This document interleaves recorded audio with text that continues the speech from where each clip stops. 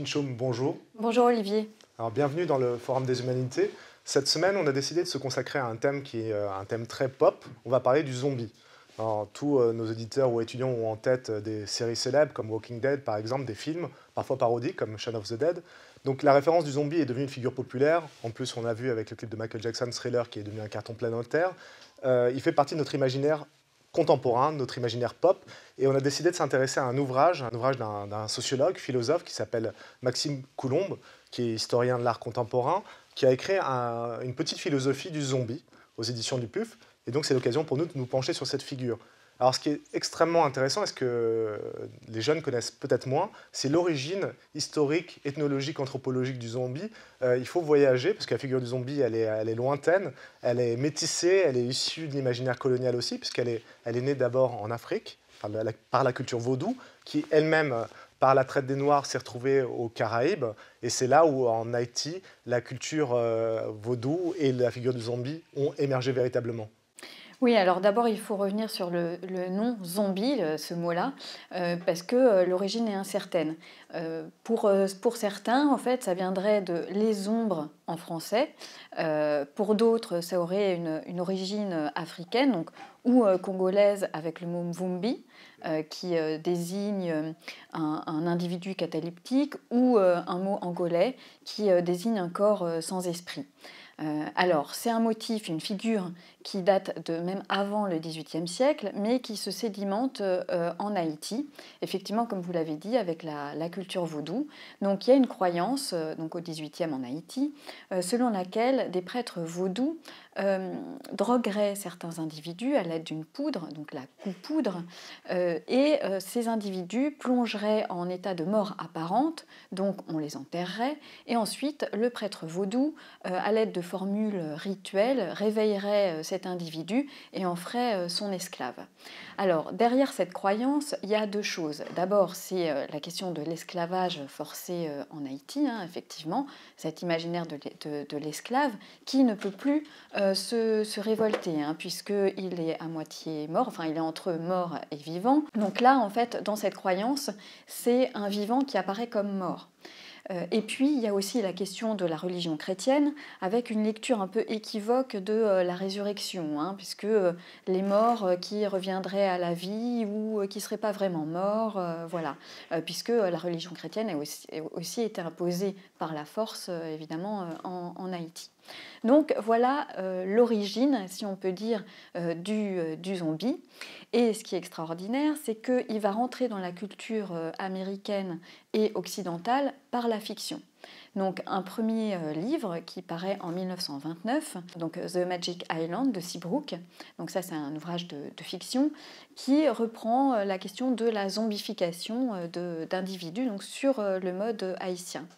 Et puis le premier film de zombie, donc c'est White Zombie, qui sort en 1932 de Victor Alperin, où là on retrouve aussi le même motif, c'est-à-dire des individus qui sont drogués par des gens mal intentionnés et qui vont être manipulés donc par une sorte de maître. Voilà, donc ça c'est la première introduction de cette figure du zombie dans la culture occidentale.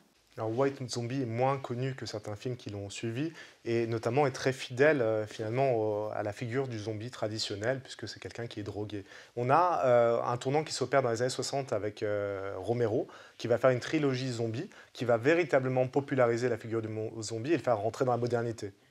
Voilà, donc dans le mythe haïtien, donc c'est un vivant qui apparaît comme mort, et Romero va renverser cette chose-là, puisque c'est un mort qui apparaît vivant, hein, le zombie.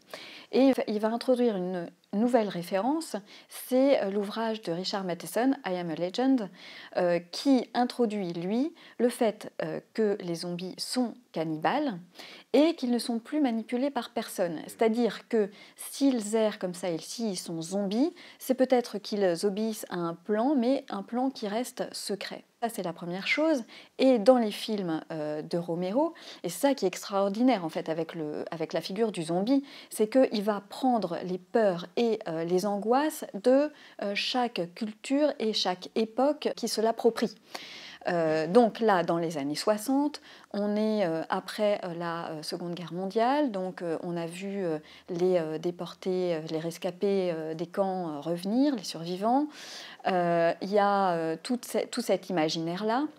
Il y a la question des rapports sociaux, parce que qu'est-ce qui se passe en fait dans les films de Romero? On est dans une ville post-apocalyptique, dévastée. Les villes sont encore là, mais elles sont vides. Donc il y a cette interrogation aussi, comment survit-on après un désastre et quel est le sens de la vie après un désastre?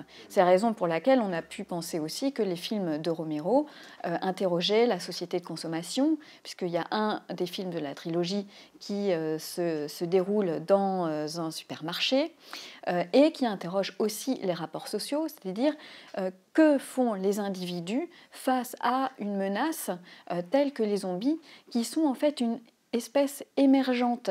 C'est une espèce qui est différente de l'humanité. Et puis après Romero, dans les années 70-80, on a encore un autre glissement de la figure du zombie avec la notion de contagion. Et là, dans les années 80, eh bien, c'est le sida qui marque beaucoup cette période. Et là, le zombie, c'est l'individu atteint du sida qui est condamné à une mort certaine dans les années 80 et qui en plus est contagieux. Donc là, on voit aussi que nouvelle angoisse, nouvelle forme que prend le zombie.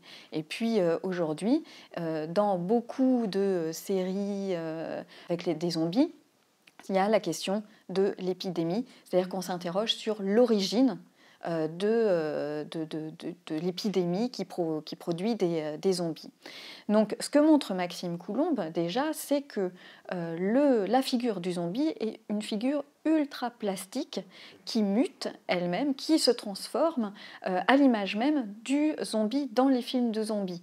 Donc on voit, c'est une sorte de symptôme parce qu'on peut voir les angoisses et les craintes d'une culture, d'une époque, d'une société en étudiant la figure du zombie. Oui, c'est vraiment le propre du mythe d'accueillir une plasticité qui lui permet de s'adapter au contexte historique changeant et donc de se renouveler tout le temps. Si on regarde effectivement les films de Romero à ceux plus contemporains, il y a une évolution très forte de la figure du zombie. Et c'est intéressant je souligne ce que vous avez dit jusqu'à là, c'est-à-dire que chez Romero, il y a une dimension politique et idéologique immédiate. C'est les années qui veulent ça aussi. La critique du consumérisme, c'est assez amusant de penser que les zombies vont dans les centres commerciaux. Parce que finalement, c'est déjà la zombification de la société de consommation où, quand on n'a plus de conscience, eh bien, on va dans un centre commercial parce que c'est des actions réflexes. Si on est affronté à la question du sida, c'est la question de qu'est-ce qu'un malade, comment faire communauté avec celui qui est malade, puisqu'il y a toujours un moment qui est assez frappant dans le film de zombies, c'est le moment de la morsure. L'autre est encore le familier, l'aimé, l'ami, mais on sait qu'inéluctablement, il va se transformer en zombie. Donc qu'est-ce qu'on fait? Alors c'est presque une interrogation éthique et morale. Qu'est-ce qu'on fait de quelqu'un qui est le même que 5 minutes auparavant, mais dont on sait qu'il ne sera plus le même dans 1 heure, 2 heures? Et donc ça pose la question des pestiférés, la question de l'enfermement, du rejet, etc., qui sont des questions fortes. Et enfin, effectivement, avec l'imaginaire contemporain, la question biologique, la question technologique, qui n'était pas du tout présente dans les premiers films de Romero. Donc on voit la plasticité de cette figure. Pourtant, il y a quelque chose qui est quand même intriguant, c'est que autant les films de vampires et Dracula en premier, il y a quelque chose de désirable dans cette figure. Autant le zombie, il est laid, il est repoussant, et il n'y a aucune empathie possible, a priori, pense-t-on, avec cette figure-là. Alors, a priori, effectivement, parce que tout part de ce que vous venez de dire, là, le zombie est proche de l'humain. Et c'est ce qu'appelle l'inquiétante étrangeté, c'est Freud qui appelle ça l'inquiétante étrangeté, c'est-à-dire la figure du double. Et on le voit bien d'ailleurs dans les films ou les séries, on voit un individu au loin qui s'approche, on ne sait pas si c'est un zombie ou si c'est un humain, et d'ailleurs certains personnages se font avoir comme ça en pensant que c'est un humain, et puis dommage, c'était un zombie. Donc il y a cette proximité qui est inquiétante, puisque derrière la ressemblance, si la ressemblance se brise, peut surgir la monstruosité, l'horreur, etc. On peut aussi se demander ce qu'il y a derrière ce silence de la conscience du zombie, puisque le zombie, c'est un humain à qui on aurait arraché la conscience, en fait, hein, uniquement un corps. Qu'est-ce qu'il y a derrière le silence de cette conscience? Et évidemment, on se pose la question de la bête sanguinaire qui pourrait surgir s'il n'y a plus la conscience de l'humain. Est-ce que c'est encore un humain ou pas? Ça aussi, hein, on le voit dans les films. Par exemple, la mère ou la petite copine qui est devenue zombie, et puis le personnage qui veut quand même essayer de savoir si elle se souvient de lui ou pas. Bon, voilà, hein, c'est une vraie question, parce que s'il est encore humain, est-ce qu'on peut le tuer? Enfin, voilà. Donc, il y a quelque chose de très inquiétant, mais en même temps, le zombie n'est pas comme nous, hein, on l'a dit, c'est une autre espèce que l'espèce humaine. Donc le zombie ne voit pas le monde de la même manière que nous, hein. Vous savez, c'est l'Umwelt, ce qu'on appelle l'Umwelt chez les différentes espèces. Par exemple, une abeille n'a pas du tout la même vision du monde que l'humain. Eh ben, c'est pareil pour le zombie. Donc il n'y a pas de dialogue possible entre l'humain et le zombie. Alors qu'est-ce qu'on fait dans ces cas-là? Eh bien, on va s'attacher au geste du zombie, sa gestuelle, et il a une dynamique qui est double, là encore, c'est-à-dire où il est dans l'action, parce qu'il y a quelque chose de vivant qui passe, qui le meut, puisqu'il veut le manger, ou alors il est dans l'attente, et il répète bêtement un mouvement, une mécanique, ou parce qu'il est coincé, ou et c'est ça qui va susciter l'empathie, ou parce qu'il reproduit quelque chose d'une ancienne vie qui peut-être dont il y a un reste dans son esprit, dans les ruines de son esprit. Et c'est par exemple l'image du zombie avec une mallette, c'est complètement absurde en fait, mais là le zombie perd son côté effrayant pour devenir touchant, et ça qui va susciter l'empathie. Parce qu'à ce moment-là, le zombie n'apparaît plus comme une bête sanguinaire, mais comme un individu traumatisé, qui a subi un choc, qui a été victime d'un drame. Et c'est là encore Freud qui disait à propos des traumatisés de guerre que la barrière de la psyché avait été rompue, et donc que les agressions, les drames détruisaient complètement la conscience, les affects, l'émotion, etc. Et donc, le zombie est un individu qui aurait subi une sorte de traumatisme, on ne sait pas trop lequel, mais une sorte de traumatisme très, très fort. Et là, on peut penser aussi aux victimes du 11 septembre, parce que si on se souvient d'images, je crois que tout le monde s'en souvient, on voit ces individus-là aussi avec des mallettes couverts de cendres, errant dans un espace complètement dévasté, sans, avec le regard vide, une sorte de sidération, voilà. Donc ça, c'est la figure du traumatisé. Mais ce qui vient après, c'est cette question-là. Est-ce que finalement, on a besoin d'un très fort traumatisme, ou est-ce que cette zombification ne pourrait pas advenir à chacun d'entre nous? D'ailleurs, c'est passé dans le langage courant. Ah, t'as vraiment une tête de zombie ce matin. Enfin, voilà. C'est-à-dire qu'un employé, un salarié pressurisé, au bout du rouleau, hein, c'est le burn-out hein, aussi, qui viderait la conscience de l'individu, qui l'éloignerait de son réel, qui le déconnecterait des rapports sociaux, etc., et qui en ferait un zombie.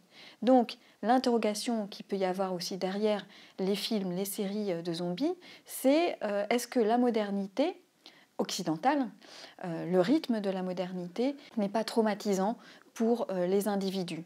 Et ça, c'est une vieille question, hein, puisque Walter Benjamin, donc au début du XXe, se la posait déjà à propos des grandes villes, en se disant les individus dans les grandes villes sont hyper stimulés, mais appauvris en expérience. C'est-à-dire les embouteillages, le métro, toutes les petites sollicitations de la vie quotidienne n'enrichissent pas en expérience, appauvrissent, épuisent, vident en fait l'individu. Et donc on peut aussi voir les récents films et séries de zombies comme cette critique de la modernité traumatisante, et le zombie finalement touchant, puisque ça peut être n'importe lequel d'entre nous.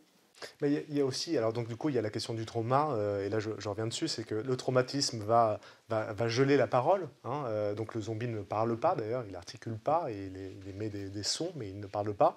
Et le traumatisé, le grand traumatisé, va avoir du mal à mettre une parole sur l'événement traumatique. Vous parliez du 11 septembre, on peut parler des attentats du 13 novembre, il y a plein d'événements comme ça, et dans une vie personnelle aussi, qui peuvent constituer une sorte de zone blanche sur laquelle on ne peut rien mettre. La fatigue de l'Occident, on peut la sentir. Vous parliez de Walter Benjamin, mais c'est vrai que la recherche d'intensité toujours plus forte pour trouver une stimulation qui nous fasse sentir vivant, c'est quelque chose qu'on peut rencontrer aussi. Et le stress, alors professionnel dont vous parliez, peut créer presque un désir. Il y a un courant philosophique qui parle de ça, mais d'un devenir zombie qui est souhaitable, parce qu'en fait, on préfère être un zombie et ne plus sentir. C'est plus agréable que d'être dans la souffrance ou d'être dans une pression incessante. C'est une chose. On ne va pas voir des films de zombies simplement pour se faire du mal et pour se dire à quel point l'Occident est nihiliste et décadent. On y va aussi parfois à plusieurs pour rire, pour rigoler. Et les images de la mallette, où je repense à un film de Jarmusch, où le zombie fait le dernier geste qu'il aimait dans sa vie. Alors il boit du café, il écoute de la musique, etc. Il est ridicule. On y va aussi pour rire. C'est une figure qui est drôle. Oui, et même grotesque, en fait, on pourrait dire. C'est une figure grotesque, le zombie aujourd'hui. Alors, évidemment, comme vous le disiez, qu'est-ce qu'on attend aussi dans ces films-là? C'est le démembrement, les giclées de sang, etc. Et quand la caméra filme tout, c'est le cinéma gore. Hein, aussi, qui est une autre, une variante en fait un petit peu plus poussée peut-être, mais qui repose sur les mêmes choses. C'est-à-dire que dans une période, une époque qui est aussi hygiéniste que la nôtre, hein, où le corps doit être en bonne santé, ne doit pas déborder, hein, c'est-à-dire qu'on va éloigner de plus en plus tout ce qui fait notre animalité, tout ce qui fait aussi notre condition mortelle. Bon, il y a des philosophes comme Kristeva, Bataille ou Lacan qui ont montré que l'homme est une créature symbolique, hein, c'est-à-dire qu'on ne conçoit pas le réel brutalement, mais on érige des symboles pour éloigner la brutalité de l'animalité, de la sexualité, etc., ce qui permet de tenir la mort à distance. Or là, le zombie, eh bien, c'est exactement le contraire. C'est ce qu'on peut appeler l'abject, le dégoûtant, c'est-à-dire qui remet la mort et l'animalité au premier plan. On a l'association de la jouissance et du dégoût.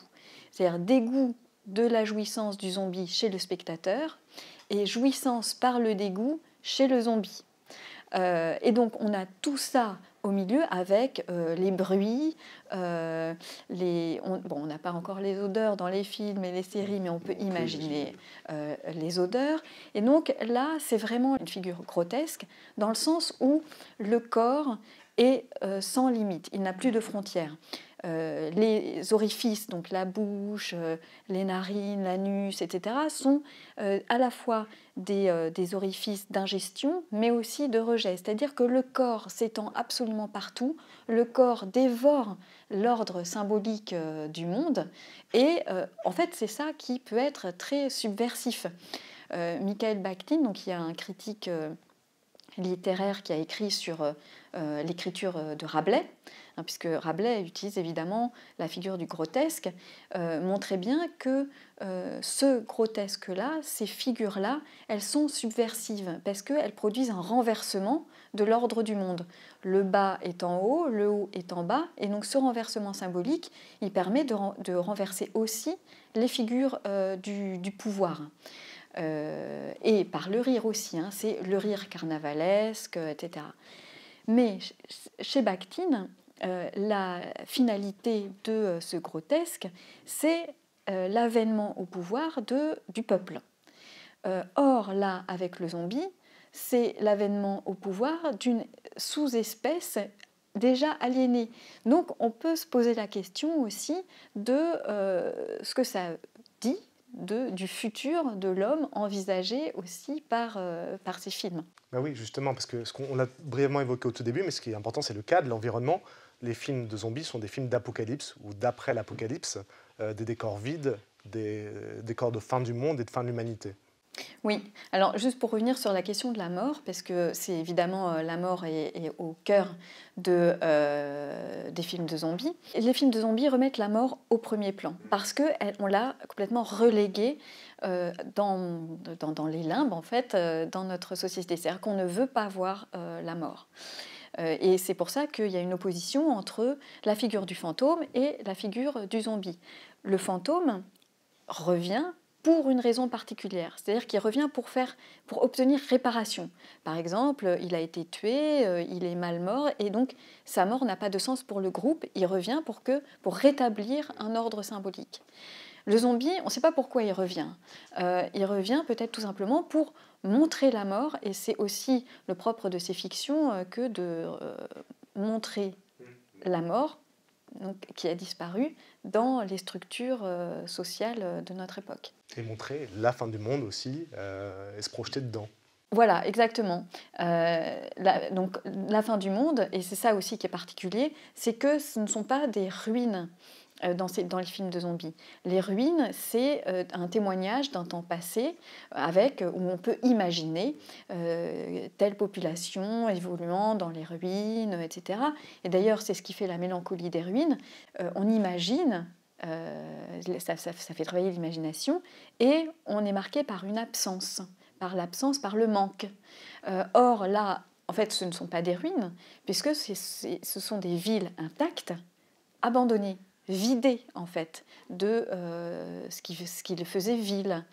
Et donc, ça n'a pas du tout le même sens non plus. C'est-à-dire qu'on peut se poser la question du vide et du néant, en fait, de ces espèces de fausses ruines actuelle, et qu'est-ce que ça veut dire aussi aujourd'hui. C'est-à-dire que jusqu'à présent, dans les films de zombies, on voyait des villes désertées, ce qui pouvait arriver que dans la fiction ou que dans les cauchemars, mais aujourd'hui, alors même que on a pu ces derniers temps, pendant le confinement, voir des villes, des capitales absolument vidées de tout habitant, comme si finalement la fiction avait pris pouvoir sur le réel. C'est-à-dire comme si la fiction avait instillé tout le réel. Et alors là, qu'est-ce qu'on fait de cette question aujourd'hui?